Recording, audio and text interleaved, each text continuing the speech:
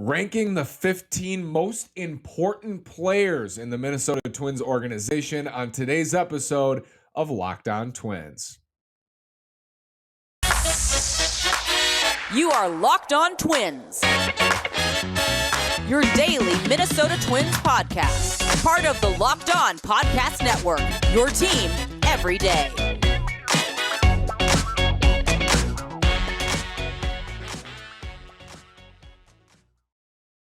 And welcome to the Locked On Minnesota Twins podcast. It's Friday, October 7th, and I'm your gracious host, Nash Walker. Thanks for making Locked On Twins your first listen every day on the Locked On Podcast Network, where it's your team every day. Today's episode is brought to you by BetOnline.net. BetOnline has you covered this season with more props, odds, and lines than ever before. BetOnline is where the game starts. Again, this is Nash Walker. I've been hosting this podcast for now 3 seasons total and 4 seasons writing about the Twins at twinsdaily.com. Today, we're going to rank the 15 most important players in the Minnesota Twins organization. Disclaimer, contracts matter. Contracts matter in this exercise. For example, Sonny Gray, Tyler Mahle, both very important parts of the 2023 Twins, are not in my top 15 for most important Twins because they are free agents following the 2023 season. Contracts matter here. Jorge Polanco, also not on my 15 most important Twins list because he's a free agent. I mean, the Twins have some team options on him, but a free agent after 2025 if the Twins pick up both of his team options, and also the value of the contract matters. So this is most important for the long-term health of the organization. That's how I thought of it as I was ranking, and how you should think of it. If these players succeed under their contracts, who is the most important? Who's going to provide the most value, if they perform to their level, right? So it's talent, it's contract, it's who's vital to this organization, not just in 2023, but 24, 25, 26, 27, many years down the road for the long-term health of the Minnesota Twins. Let's start with 15. Simeon Richardson came in at number 15. Simeon made his major league debut. Thought he looked solid. Full team control, 6 years on his contract if he were to make the opening day roster. Next year, the clock has started, but the Twins could get 6.5 years out of Woods Richardson if they called him up a little bit later in 2023. I'm hopeful. He's a mid-rotation starter. I'm hopeful of that, and I think he comes in at 15th above, Gray, Mahle, Griffin Jax, even Jorge Polanco, Jorge Alcala, Jorge Lopez, all those guys. Because if he is a mid-rotation starter, which I think he has the tools to be, or even a back-of-the-rotation starter, that's valuable for 6+ years in a rotation, and that's important. So he comes in at 15. 14 is very similar with Louis Varland. So Louis Varland, Simeon Richardson, you could flip either one. The reason I have Louis a little bit higher is because I always think higher or lower. Lower, I guess 14, lower, is because I wasn't really impressed with multiple starts at the big league level. His 5 starts were solid. He was as solid as Joe Ryan was in his 5 starts last year. Overall, I like the fastball velo. I think he is someone who the Twins can pencil into the rotation. And again, he shouldn't be in the rotation because if they make the right moves, if they go out and get a frontline starter, he won't be. But I'm excited about Louis Varland's future. I'm excited about Woods Richardson too. So that's 14, 15. 13 is a position player. Gilberto Celestino is 13th on this list. And you might be thinking, does Celly even have a future on this team? Backup center field is more important for the Twins than basically any team in baseball. Their backup center fielder really matters because their center fielder, their primary center fielder, Byron Buxton, is often injured. So the backup spot carries more value. And Celestino defensively was plus this year in center field. That's important. He's an important part of this team in the future. If he can get better offensively and he combines that with the defense we saw in the outfield, his range, made some great catches, some tough catches. If you can combine those two things, he's going to be a really good backup for a long time for the Twins. I have doubts his bat will ever creep up. It could though. It could. And it seems like he's slowly learning at the plate. He's still super young, 23 years old, still very young. Gilberto Celestino is the 13th most important player in this organization. He might not be on this list if it was a different team, but because it's the Twins and Buxton's their center fielder, that spot matters. That spot really does matter. And if you have a good backup center fielder, losing Byron is always going to hurt, but it hurts a little bit less if you have a good defensive backup center fielder and somebody who can swing the stick a little bit. And Celestino's trying to get there offensively. Defensively, he already is there. So he is 13th on my list. 12th, Nick Gordon. Nick Gordon, have a year. Shout out Nick Gordon for a great year. Every good team, every playoff team has a quality utility man, at least one quality utility man over a full 162 game season. Depth matters, and depth can carry you in a season. Nick Gordon is quality depth for the Twins, especially in the outfield. I think he looked better in the outfield than he did in the dirt. And at the plate, he's a starting caliber bat. He's a starting caliber hitter. So he comes in at 12. I think utility matters. I think utility matters for this team with all the injuries they have constantly. Utility matters. Nick Gordon is under contract as well, long term with the Twins. I think Nick Gordon is borderline top 10, and that's why I ranked him 12. And a year ago, I would not have had him, 12, but I do this year. I think he has 5 years left of team control. So 5 more years, and that's if he gives you 5 years of being a solid, above average hitting utility man who can play, viably in the outfield, a little bit in the infield, it's important. That's an important part of this team. Number 11, Bailey Ober. Bailey Ober is the 11th most important player in this organization to me. When Bailey pitched this year, he was tremendous. 291 fielding independent pitching, but he only threw 50-something innings this year. He's good. He's good when he pitches. He's not great. He's not a frontline starter, but he's solid. He's a solid starter, and he's important. Those, as it is with Woods, Richardson, and Varland, those guys are important to a team. Mid to back the rotation starters, your depth, that's important. And him staying healthy will help this team a lot in 2023. If he's able to stay healthy and throw, 100, 120 innings even, that would really benefit this team. And if he is, for the next 5 seasons, a solid back of the rotation starter, that's important to this squad. And that's why he's ranked 11th. Top 10 coming up. Top 10 coming up. Top 10 most important players in the Twins organization after this word from BetOnline.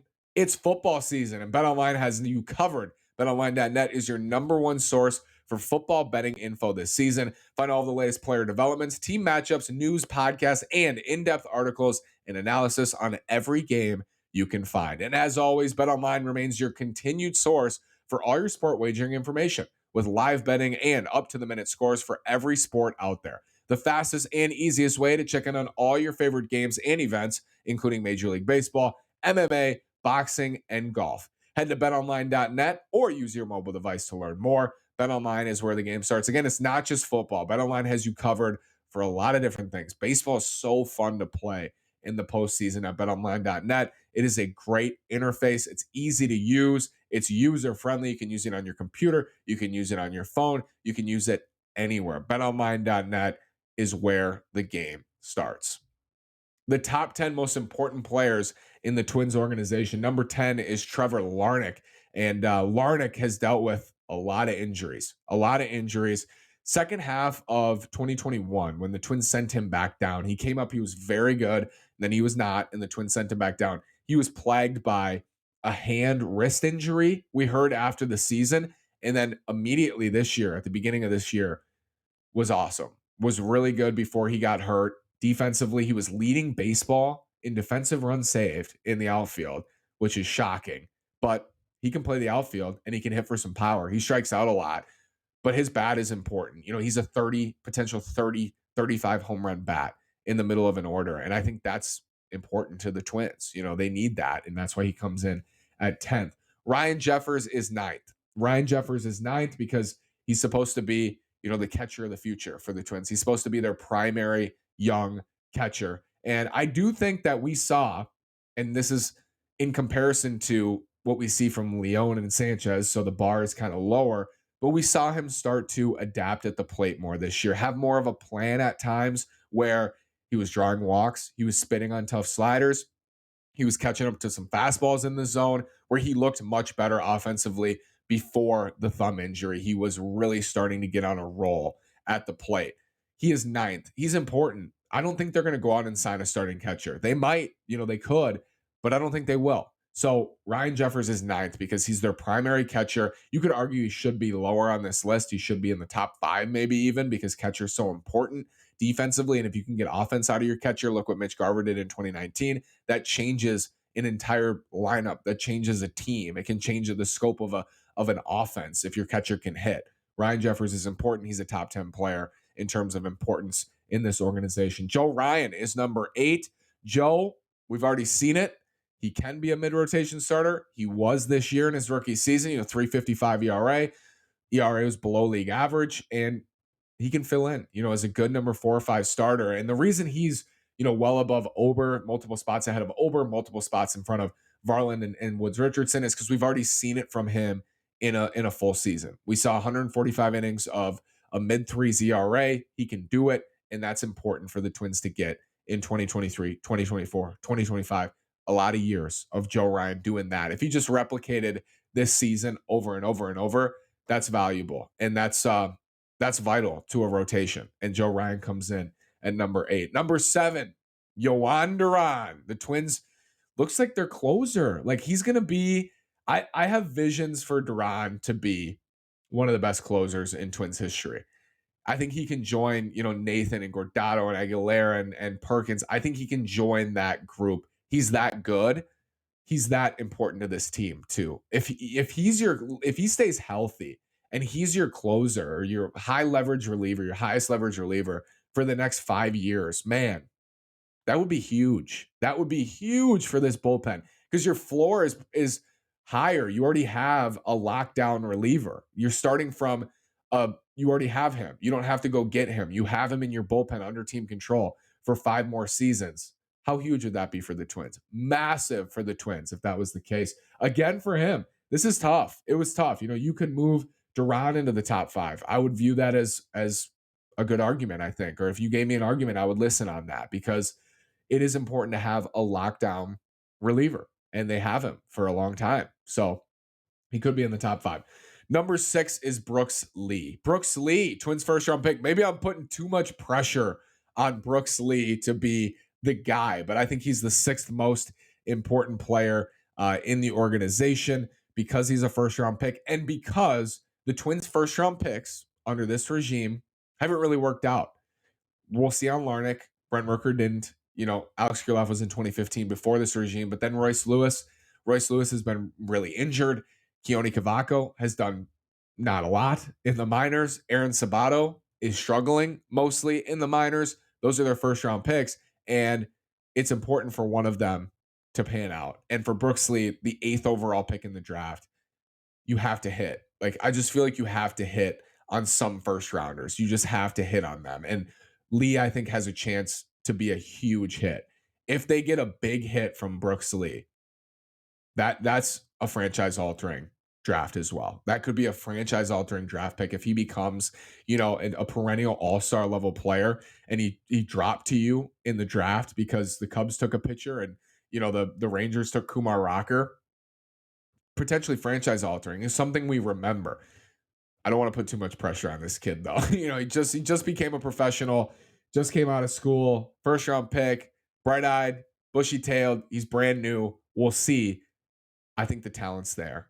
Switch hitter, maybe could play short. That would be great if he could play short. He comes in at 6. The top 5. Who's the top 5 most important players in the Twins organization?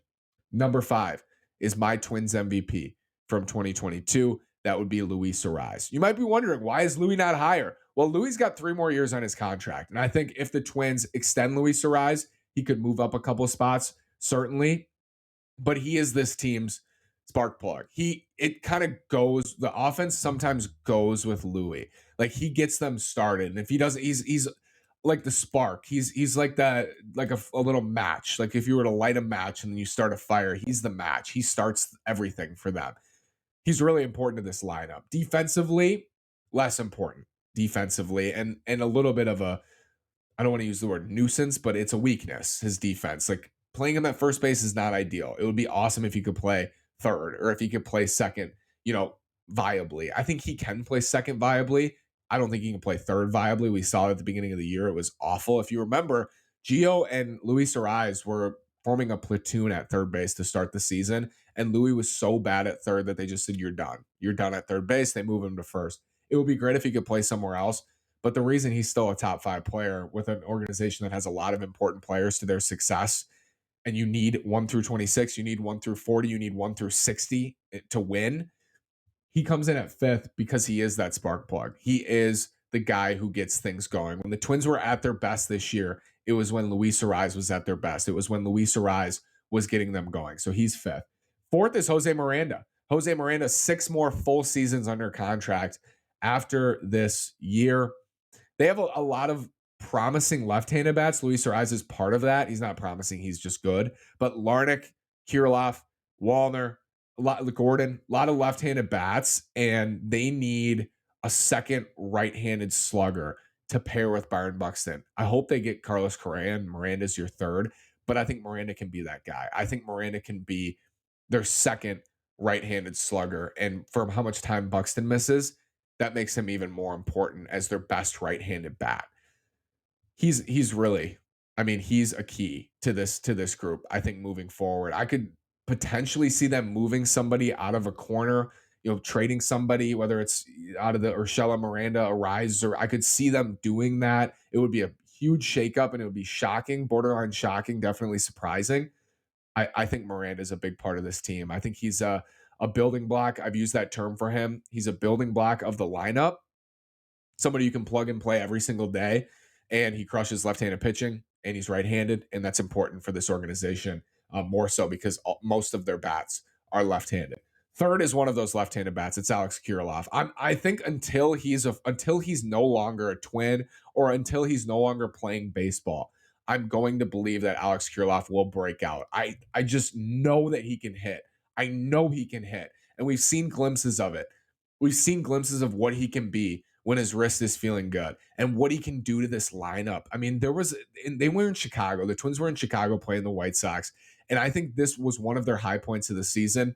That bar is low, but Kirilloff hit 2 home runs, one off Michael Kopech, I think another off Vince Velasquez, opposite field homers. And during that stretch, he was just destroying the ball. He was a middle of the order bat. He was hitting 5th, just such a luxury to have hitting 5th. Last year in 2021, he went on this incredible tear at the end of May, and then he got hurt in both instances. Started grounding out a ton, got hurt, season was over eventually in both cases. I know he can play, and I think he can be a really good first baseman. And I think his bat, I think he has to pan out for this offense in some ways. He's so much potential, and he's so talented as a hitter. I hope this wrist surgery clears things up for him like it did for Kirk Gibson in 1980 or whenever that was. I hope this does it for him because there's so much there in his bat. So maybe more than any other bat in the org, like bats we have not seen fully develop. Like that includes Lewis, Kirilloff, even Miranda. I think he has the best bat that has not yet fully broken through at the major league level. I'm always going to be on the Kirilloff train. I know he can hit. I'm like almost insane. Like this guy's going to hit. He has to hit if he's healthy. Number 2 is Royce Lewis. Royce Lewis comes in at number 2. I was so impressed by Royce this year when he came up and what he did at AAA too. I was just so impressed by him. I'm not only impressed by what he does at short, in the box, on the bases, but who he is. I think he can be the face of this team. I think he can. I think he can become, when you think Twins, like you think Buxton and you think Lewis. I think that's who he can become for this team. His development is so important. His health is so important. And they've banked for a long time, I think, on Royce Lewis to be that guy. And I understand why, because we saw it. We saw what he can be. And similar to Kirilloff, I'm just certain if he's healthy, he's going to be a really good player. So he comes in at second. If he pans out, again, I use franchise altering too much, but those are the highest upside guys. Lee's got higher upside. Alex Kirilloff with the bat. If those guys, Miranda, even if this top 5 stays healthy, stays together, and performs at a high level, those 5, I think the Twins are going to win a lot of baseball games. Number 1 is Byron Buxton. Byron Buxton remains the most important player in this organization because there is nobody in this org who we've seen do the things that Byron Buxton can do. Nobody. Carlos Correa is going to be a free agent. He's the one guy who's like, we know he can be a 6-7 win player. Byron Buxton, the only other guy in the entire organization. We've seen that from over an extended period, and it hasn't been an extended period because he's hurt a lot, but at least a sample enough where we know if he plays a full season in center field, if he plays a full season in the lineup, he's going to be a force for this team. He's going to be that 6-7 win player. We know that. So that's why he's so important. Like, and it's so hard for him to be this important. He's also under team control for 6 more seasons at, $15 million a year. So his importance is built into where his contract sits and how he's the longest under contract out of anybody. And Jose Miranda and Byron Buxton are the only two under team control through 2028, of guys who haven't. Even Alex Kirilloff is through 2027. Royce Lewis, I think, is through 2028. But of guys we've seen play an extended period, Buxton and Miranda are the only ones through 2028. So that's why he's so important, because when he plays and when he's in center and when he's in the box, he's a difference maker, and he is super talented, as we know. I don't have to tell you that. So top 15, Buxton, Lewis, Kirilloff, Miranda, Arise, Lee, Duran, Ryan, Jeffers, Larnach, Ober, Gordon, Celestino, Varland, and Woods Richardson. Let me know what you think in the comments. And again, this is most important. And how I thought of this was the Twins need these guys to perform. That's how I think of this. The Twins need these guys to perform in order to win. You'll notice I don't have a starting pitcher in the top 7. And if they were to add Carlos Rodon or add somebody in trade like Brandon Woodruff, who I think is a great target for this team, they would crack my top 7, because having that frontline starter is so important. I just don't view anybody on this roster with that upside and with that much importance placed on them to be a frontline starter. That's why there's nobody in the top 7 from the starting pitching group. Thanks so much for making Locked On Twins your first listen every day on the Locked On Podcast, on the Locked On Podcast Network, where it's your team every day. Now make your second listen the Locked On MLB Podcast. MLB expert Paul Francis Sullivan brings humor, passion, and unique perspective on every team and the biggest stories around the league. Follow the #1 daily league-wide podcast, Locked On MLB, on the Odyssey app, YouTube, and wherever you get your podcasts on the Locked On Podcast Network, where it's your team every day. Thanks so much for listening. Have a great day, and go Twins.